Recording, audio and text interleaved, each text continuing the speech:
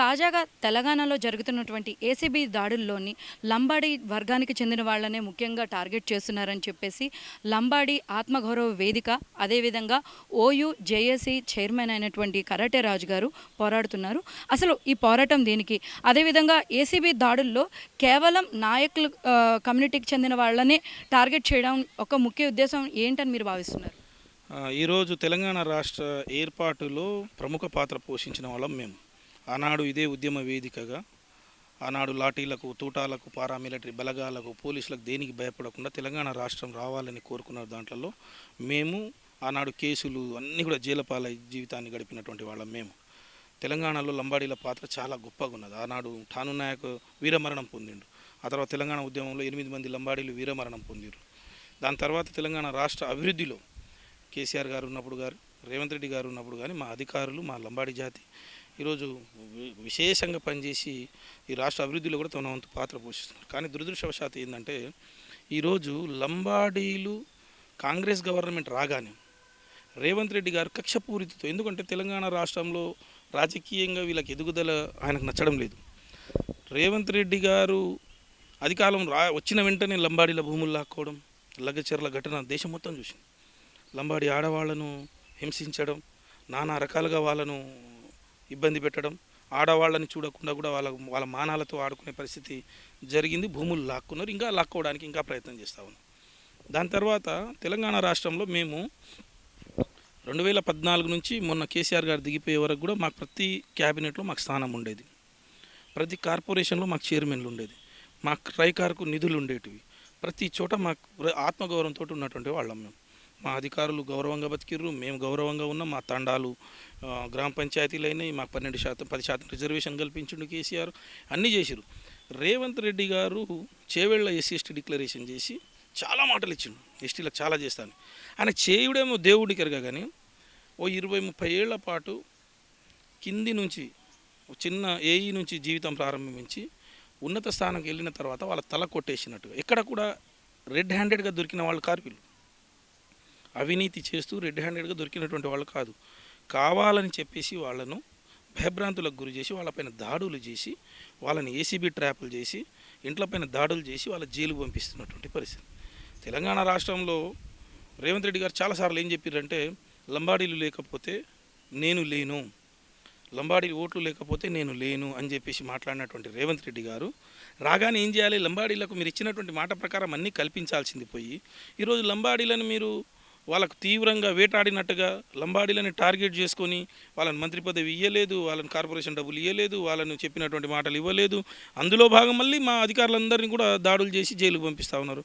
ఈరోజు తీవ్ర అలజడిలో ఉన్నారు, తీవ్ర అవమానంతో ఉన్నారు.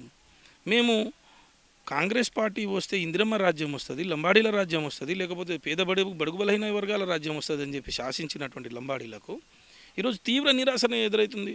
ఎక్కడ చూసినా అవమానం, ఎక్కడ చూసినా అసమానతలు, ఎక్కడ చూసినా మాకు ఎలాంటి ఈరోజు తాండాలలో డెవలప్మెంట్కు రూపాయి నిధులు ఇవ్వలేదు, రోడ్డు లేదు, హాస్పిటల్ లేదు, స్కూలు లేవు, ఉన్న స్కూల్ కూడా తీసేయడానికి ప్రయత్నం చేస్తూ ఉన్నారు. ఎందుకు ఇట్లా? దేని కొరకు? ఏం అన్యాయం చేసిర్రు రేవంత్ రెడ్డి గారు కానీ కాంగ్రెస్ పార్టీకి కానీ? కాంగ్రెస్ పార్టీకి రేవంత్ రెడ్డి గారికి ఎలాంటి అన్యాయం చేయలేదు. ఈరోజు కొడంగల్లో రేవంత్ రెడ్డి గారు ఏదైతే ప్రాతినిధ్యం వహిస్తున్నటువంటి కొడంగల్ ప్రాంతంలో 50,000 ఓట్లు లంబాడీలవే. ఆ 50,000 ఓట్లు లంబాడీలకు పడకపోతే నువ్వు గెలుస్తుంటివా? అసలు లంబాడీలు లేకపోతే నువ్వు జడ్పీటీసీ కానీ, ఎమ్మెల్సీ కానీ, ఎమ్మెల్యే కానీ, ఎంపీ కానీ, నువ్వు ఈరోజు ముఖ్యమంత్రి కానీ అవుతుంటివా? ఎక్కడ కాదు కదా. మరి ఎందుకు లంబాడీలపైన అధికారులు? ఓకే, చట్టం ఉంది, చట్టం ఉన్నటువంటి చట్టం అందరికీ సమాన న్యాయంతో సమాన దృష్టితో చూడాలి. ఈరోజు ఒక్క లంబాడీలపైన ఏసీబీ దాడులు ఎందుకు చేస్తలేవు? ఎందుకు రెడ్లపైన చేస్తలేవు? ఎందుకు నీ కుటుంబ సభ్యులపైన చేస్తలేవు? ఎందుకు వెలమలపైన, లేకపోతే బీసీలపైన, గౌడ్లపైన, ఎస్సీలపైన చేస్తలేవు? ఎందుకు వేరే వాళ్ళపైన చేస్తలేవు? ఎందుకు లంబాడీలే టార్గెట్ చేసుకుని ఇప్పటికీ 5 మంది అధికారులను జైలుకు పంపించారు, ఉన్నత అధికారులు. అంటే ఏళ్ల మీద లెక్క పెట్టాల్సినటువంటి వాళ్ళు మా వాళ్ళు చాలా తక్కువ ఉంటారు. విద్యాపరంగా వెనుకబడినటువంటి వాళ్ళం, రిజర్వేషన్ పరంగా వెనుకబడినటువంటి వాళ్ళం, గ్రామాలకు పట్టణాలకు చాలా సుదూరంగా తాండాలలో బతికే వాళ్ళం. మాకు ఇప్పుడిప్పుడే పైకి వస్తూ ఉన్నటువంటి వాళ్ళను మీరు అన్ని రకాలుగా రాజకీయంగా ఒక ఐరన్ లెగ్ లాగా పెట్టేసి మమ్మల్ని తొక్కేస్తే ఎట్లా? అంటే ఇందాక మీరు మాట్లాడుతూ అన్నారు కోమటిరెడ్డి వెంకటరెడ్డికి అదేవిధంగా సీఎం రేవంత్ రెడ్డికి ఉన్నటువంటి ఒక గొడవ వలన ఈ ఉన్నతాధికారి మీద దాడులు అయితే చేశారని చెప్పి ఒకటి చెప్పడం అయితే జరిగింది. దీనికి మీ దగ్గర ఏమైనా సాక్ష్యాలు ఉన్నాయి, లేదంటే దీనికి ఏదైనా మీ దగ్గర సమాచారం ఉందా? చాలా సార్లు చాలా రకాలుగా అక్కడ ఉన్నటువంటి సిబ్బంది ఏదైతే మోహన్ నాయక్ గారి దగ్గర పనిచేసినటువంటి సిబ్బంది మేము కలవడానికి పోయినప్పుడు ఒక ముఖ్యమంత్రి ఒకటి చెప్తారు, కోమటిరెడ్డి గారు ఇంకొకటి చెప్తారు, వీళ్ళిద్దరి మధ్యలో నలిగిపోతా ఉన్నామనే పరిస్థితి చాలాసార్లు చెప్పారు. అయినా కూడా ఎక్కడ కూడా ఇబ్బంది లేకుండా పని చేసుకుంటూ పోయింది. మేడారం జాతరలో సింగిల్ హ్యాండెడ్గా గొప్పగా చేసిరని ముఖ్యమంత్రి గారు కితాబ్ ఇచ్చిర్రు ఆయనను. నేనేమంటున్నానంటే వాళ్ళ మధ్యలో అటువంటి ఉన్న వైర్యాన్ని ఈయన మీద రుద్ది ఈయన జైలు పంపించడం ఏంది? ఒకవేళ నిజంగానే ఈయన అవినీతి చేసి ఉంటే రెడ్ హ్యాండెడ్ పట్టుకొని పంపించండి, నేను కాదనట్లేదు. ఒక్కొక్కరుగా నువ్వు హెడ్ హంటర్ ఎవరిని చేస్తున్నావు? Where you are triggering us, why you are triggering us, మమ్మల్ని ఎందుకు ఇది చేస్తున్నావు? ఇప్పుడు ఒకవేళ నిజంగానే తప్పు చేసి ఉంటే ఐరార్కీ సిస్టంలో జరిగి ఉండాలి. ఇది ఆయన రెడ్ హ్యాండెడ్గా దొరకనటువంటి వ్యక్తి. ఐరార్కీ సిస్టంలో ఎందుకు ఎస్సీల పైన చేయలే, సిఈల పైన చేయలే, ఎందుకు వేరే ఈఎన్సీల పైన చేయలే, ఎందుకు ఆర్ఎండ్బి పంచాయతీరాజ్ ఈఎన్సీ పైన చేయవు, ఎందుకు ఆర్డబ్ల్యూఎస్ ఈఎన్సీ పైన చేయవు, ఎందుకు వేరే ప్రిన్సిపల్ సెక్రటరీస్ పైన ఐఏఎస్ల పైన దానిపైన చేయవు, రెవెన్యూ దాంట్లో ఈరోజు హెచ్ఎండిఏలో చాలా భయంకరమైనటువంటి పరిస్థితులు ఎందుకు అక్కడ చేయవు? 100% లంబాడీల ఎదుగుదలను ఓర్వలేక చేస్తున్నటువంటి టార్గెట్. కమ్యూనిటీకి సంబంధించిన పర్సనల్ టార్గెటా లేదంటే పర్సన్ మీద సంబంధించిందంటారా? ఒకే దెబ్బకి రేవంత్ రెడ్డి గారి ఆలోచన ఎట్లా ఉందంటే ఒకే దెబ్బతో 2 పిట్టలు కొట్టాలని. ఒకటి, లంబాడీలను రాజ్యాధికారంలో రానియకూడదు, వాళ్ళను కింద సప్రెస్ చేసి తొక్కేసేయాలనేది ఒకటి. 2, దాంతో కోమటిరెడ్డికి చెక్ పెట్టాలనేది 2. సో కోమటిరెడ్డికి చెక్ పెట్టాలనేది ప్లస్ లంబాడీలను ఒకటే దెబ్బతోటి అవుతుందని చెప్పేసి ఇలాంటి కుయుక్తులు చేస్తూ ఉన్నారు. ఇవన్నీ గమనిస్తూ ఉన్నాం. తెలంగాణ ప్రజలు అంత ఆషామాషిగా లేరు. నిజంగా కాదంటే సీఎంఓ నుంచి మాకు చెప్పమని చెప్పండి, ఎందుకు చేసిరో చెప్పమని చెప్పండి. ఈ 5-6 మంది ఎవరైతే లంబాడీలో ఉన్నతాధికారులు ఎందుకు మీరు ఇది చేసిరో చెప్పమని చెప్పండి. ఎందుకు వేరే వర్గాలకు చట్టం ఎందుకు ఏసీబీ ఆడికి ఎందుకు బోధని చెప్పండి. రేవంత్ రెడ్డి బంధువుల దగ్గరికి, కోమటిరెడ్డి బంధువుల దగ్గరికి, ఉత్తమ్ కుమార్ రెడ్డి బంధువుల దగ్గరికి, పొంగులేటి బంధువుల దగ్గరికి ఎందుకు ఏసీబీ బోదు? ఆ అధికారుల ఇంట్లపైన ఎందుకు బోదు? మా ఇంట్లపైన ఎందుకు పడుతున్నారు? లంబాడీల ఇంట్లపైన ఎందుకు పడతారు? లంబాడీలు వందల సంవత్సరాలుగా భూమిని నమ్ముకొని బతికినటువంటి వాళ్ళు, కష్టానికి ఏనాడు కూడా భయపడకుండా పని చేసుకు కింద నుంచి మెల్లమెల్లగా ఎదుగుతున్నటువంటి వాళ్ళు మీ ఇంట్లో ఉంటారండి. తల్లికో తండ్రికో బిడ్డకో బంగారం ఉంటుంది, అది తీసుకొచ్చి మార్కెట్ రేట్లో పెట్టేసి ఇవి ఉన్నాయని అంటే ఉండవా? ఒక అధికారి, ఉన్నతాధికారికి నెలకు 2 లక్షలు 3 లక్షలు జీతం వస్తున్నటువంటి అధికారి 30 ఏళ్ళు పనిచేసి ఇంట్లో 15-20 లక్షల రూపాయలు ఉండవా? ఎవరింట్లో ఉండవు? రేవంత్ రెడ్డి గారి ఇంట్లో మనం రైడ్ చేయమని చెప్పండి, ఎన్ని వందల కోట్లు దొరుకుతాయి.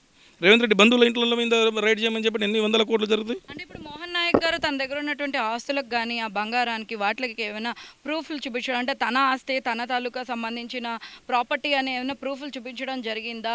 అంటే ఆయన నుంచి వస్తున్న డిక్లరేషన్ ఏంటి? ఖచ్చితంగా కోర్టు ఇప్పుడు ఏదైతే వాళ్ళు అరెస్ట్ చేసారు, కోర్టుకు ఇది చేసారు, కోర్టులో ఖచ్చితంగా మోహన్ నాయక్ గారు పూర్తి ఆధారాలతోటి కోర్టుకు చూపిస్తారు.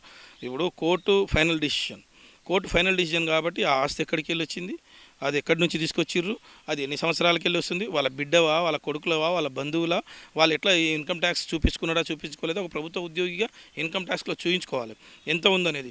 అది ఎవరు ఉన్న ఇంట్లో అనేది ఖచ్చితంగా చూపించుకుంటాడు. కోర్టు ఖచ్చితంగా చూస్తుంది, కోర్టు మాకు న్యాయం చేస్తుంది. కోర్టు 100% మాకు న్యాయం చేస్తుంది. రేవంత్ రెడ్డి గారు మాకు ఎంత తొక్కాలని చూసినా మేము ఈ ప్రజాస్వామ్యం మీద నమ్మకం ఉన్నటువంటి వ్యక్తులుగా ఖచ్చితంగా కోర్టు మాకు న్యాయం చేస్తుంది. కోర్టుతోటి మేము ఖచ్చితంగా అక్కడ గెలుస్తాం. రేవంత్ రెడ్డి గారి భర్త మాత్రం పడతాం.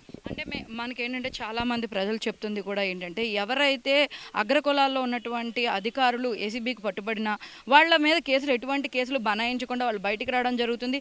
అలానే మళ్ళీ వాళ్ళకు ఉద్యోగాలు ఇవ్వడం, అదేవిధంగా ప్రమోషన్లు ఇవ్వడం కూడా జరుగుతుంది అన్నది ఒక టాక్ అయితే బయట నడుస్తుంది. ఇది ఎంతవరకు నిజమంటారు? మరి మీ అధికారులకి మళ్ళీ ఉద్యోగాలు ఇచ్చారా లేదా? ఒక మాట చెప్తానండి.